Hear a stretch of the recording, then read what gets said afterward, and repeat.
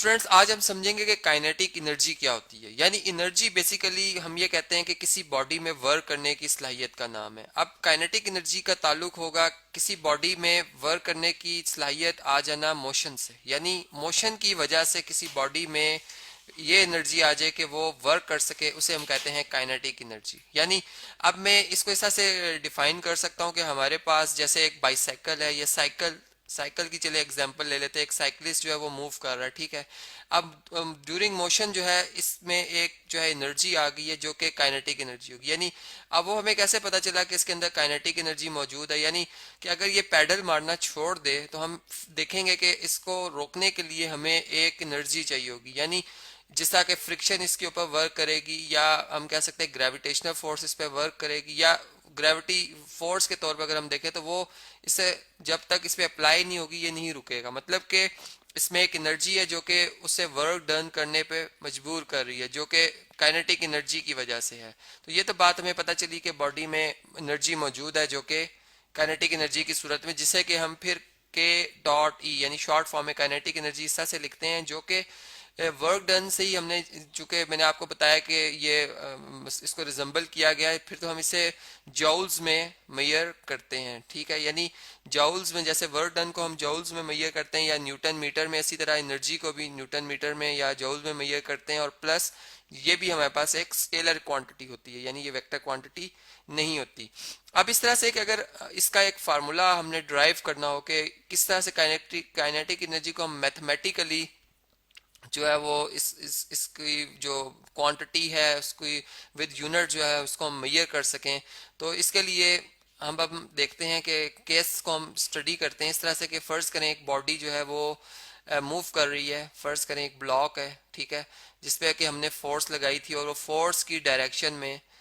की डायरेक्शन में ये बॉडी जिसका मैस में एम शो कर रहा हूँ, ठीक है, ये मूव करना शुरू। यानी न्यूटन सेकंड लॉ के मुताबिक जब किसी बॉडी पे नेट फोर्स अप्लाई होती है तो उस नेट फोर्स की डायरेक्शन में बॉडी जो है वो एक्सलरेट करती है। तो यहाँ पे हम ये कहेंगे कि बॉडी एक्सलरेट कर रही है। और ड्यूरिंग एक्सलरेशन यानी जारी बात है कि आस्ता जब हमने फोर्स लगाना छोड़ दिया तो ये बॉडी में डिसर्वेशन प्रोड्यूस, और एक वक्त आई कि ये स्टॉप कर गई। तो इस तरह से है कि जो इसकी फाइनल वेलोसिटी हम सपोज कर लेते हैं कि ये हमारे पास कितनी है, v है, और जो इसकी इनिशियल वेलोसिटी है वो हम सपोज कर लेते हैं कि वो हमारे पास कितनी थी जी, बल्कि सॉरी फाइनल वेलोसिटी हम इसको 0 मीटर पर सेकंड कर लेते हैं क्योंकि बॉडी स्टॉप कर गई है, ठीक है।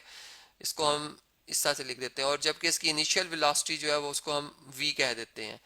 अब इस तरह से कि न्यूटन्स के सेकंड लॉ के ही मुताबिक अगर हम देखें तो ये हमारे पास F is equal to M A होता है रिलेशन। लेकिन बॉडी चूंकि अब इसमें रिटार्डेशन या डिसर्वेशन प्रोड्यूस हो रही है, यानी इसकी फाइनल वेलोसिटी 0 मीटर पर सेकंड बन गई है। इसका मतलब कि इसमें नेगेटिव एक्सलरेशन प्रोड्यूस हो, यानी यहाँ पर हम जो ये हमारे पास क्वांटिटी आएगी F, ठीक है, F ओवर M, ये किसके इक्वल आ जाएगा, नेगेटिव ए के इक्वल आ जाएगा, ठीक है। तो अब ये हमारे पास एक रिलेशन आ गया। और दूसरी बात ये कि अगर हम अब इसको इस तरीके से देखें कि हमारे पास ये बॉडी जो काइनेटिक एनर्जी इसमें होगी वो क्या होगी, वो बेसिकली एक वर्क डन है, यानी फोर्स जो कि हमने इस पर अप्लाई की थी, प्लस इसने जो डिस्टेंस फोर्स की डायरेक्शन में कवर किया। फर्ज करें ये डी डिस्टेंस इसने कवर किया है, ठीक है, इसे मैं यहाँ पर शो कर देता हूँ, ये डी डिस्टेंस पोजीशन ए से लेकर बी तक। तो अब या इसे एस भी कह सकते हैं हम, ठीक है। तो अब यहाँ पे अगर आप देखें तो फोर्स जो है वो किसके इक्वल आ रही है, माइनस एम ए के इक्वल आ रही है, ठीक है। जबकि हमारे पास जो डी है वो अपनी जगह पर एज इट इज है। यहाँ पे हम इस तरह से भी लिख सकते हैं और इसको simple F multiply by D भी लिख सकते हैं। अब इस तरह से कि जिस तरह से मैंने आपको ये तमाम बातें बताई हैं कि फाइनल वेलोसिटी ये हो, और इस तरह से, तो अगर हमें फोर्स की मैग्नीट्यूड निकालनी हो और डी की वैल्यू उसमें सब्सिट्यूट करनी तो हम कैसे इसे लिख सकते हैं। यानी अब मैं यूं कह सकता हूं कि हमारे पास अगर अगर हम थर्ड इक्वेशन ऑफ मोशन को इस्तेमाल करें, यानी जिसमें हमने पढ़ा था 2as is equal to V F square minus V I square, यानी एक स्ट्रेट पाथ पे अगर बॉडी यूनिफॉर्म वेलोसिटी से मूव कर रही है, या अगर स्ट्रेट पाथ में मूव कर रही है, और फिर हम यूं बात करते हैं कि उसमें जो एक्सलेरेशन प्रोड्यूस होगी वो किस तरह से, या किस तरह से हम ये देख सकते हैं कि उसने जो डिस्टेंस कवर किया है उसका प्रोडक्ट एक्सलेरेशन से लिया जाए और फिर से 2 से मल्टीप्लाई किया जाए, तो कैसे वो इसके वेलोसिटीज के स्क्वायर्स के डिफरेंस के बराबर होती है, ठीक है, जिसे हम थर्ड इक्वेशन ऑफ मोशन भी कहते हैं। तो यहाँ पर अगर आप इसकी वैल्यू सब्स्टिट्यूट कर लें, वी एफ की तो 0 आ जाएगा, 0 का स्क्वायर वी आई की जगह आप वी लिख दें इसका स्क्वायर इक्वल टू 2as, और 2as किसके इक्वल आ जाएगा, 0 माइनस वी स्क्वायर, यानी 0 में से वी स्क्वायर अगर माइनस कर दें तो माइनस वी स्क्वायर आ जाएगा। ठीक है, तो हमारे पास जो एस आ रहा है, एस जो डिस्टेंस बॉडी ने या डी जिससे मैं कह सकता हूँ वो कितना कवर किया हुआ, minus we square over 2a। ठीक है, तो यहाँ पर हम इस डी को रिप्लेस कर देंगे minus we square over 2a से, जबकि एफ जो है वो equal to minus M A है, माइनस एम ए है। ठीक है, इस पूरे सिस्टम के हवाले से अगर हम देखें तो यहाँ पे अगर आप देखें तो ए से कैंसिल हो गया और हमारे पास जो रिलेशन आ रहा है माइनस इंटू माइनस प्लस, तो वी स्क्वायर एम, ठीक है, या एम वी स्क्वायर कर लें इसे, एम और वी मल्टीप्लाई हो जाएंगे वी स्क्वायर डिवाइडेड बाय 2। तो ये हमारे पास काइनेटिक एनर्जी का वो रिलेशन आ गया जिसे हम मैथमेटिकली जो है वो इस फार्मूला को यूज करते हुए